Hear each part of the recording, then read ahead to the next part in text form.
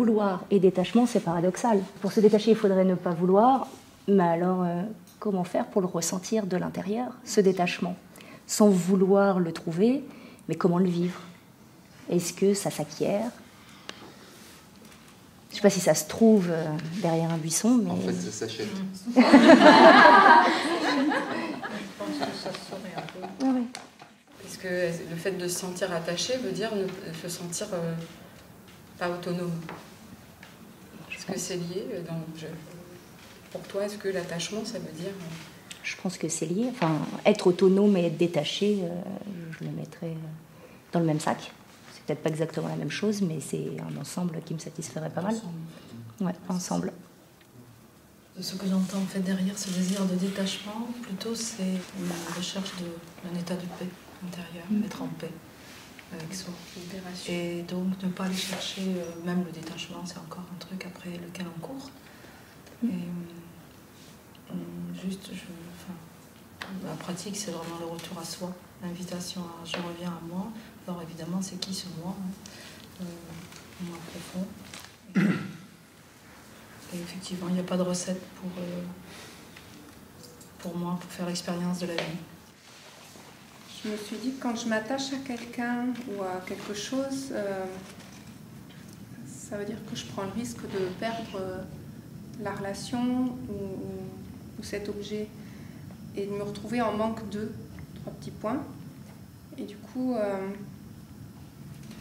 je me suis dit, qu'est-ce qui fait finalement que je m'attache ou que je m'intéresse à quelqu'un voilà. Et ce qui m'est apparu, c'est que j'aime beaucoup donc, fréquenter les gens, vivre avec, en contact avec. Et finalement, je préfère fréquenter que m'attacher, dans le sens où je découvre que quand je fréquente quelqu'un, c'est parce que la personne est en train de m'apporter quelque chose que j'ai à découvrir et qui va me nourrir, quelque chose que je n'ai pas encore su développer par moi-même.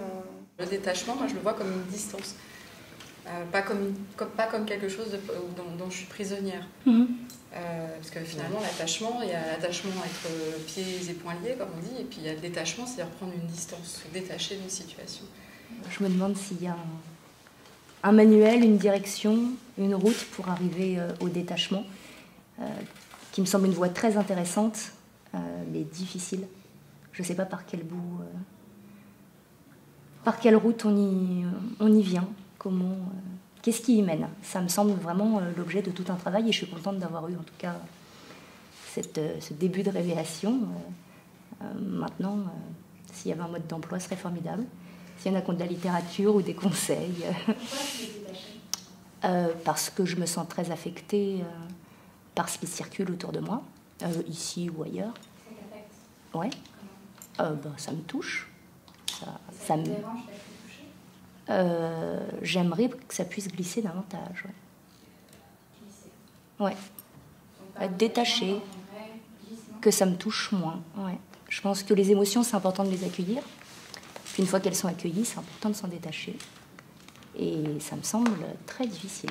Je constate que si j'essaye de rentrer petit à petit dans un état de tranquillité qui n'est pas de l'apathie, donc tout à l'heure j'ai complètement raté mon coup, c'est d'atteindre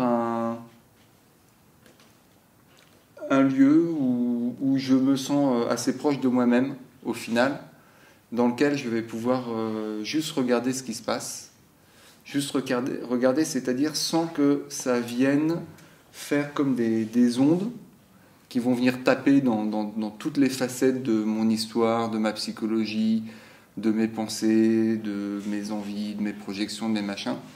Mais voilà, juste d'accueillir et de laisser se dissoudre ensuite tout ça. Ce qui revient un peu peut-être au non-attachement justement.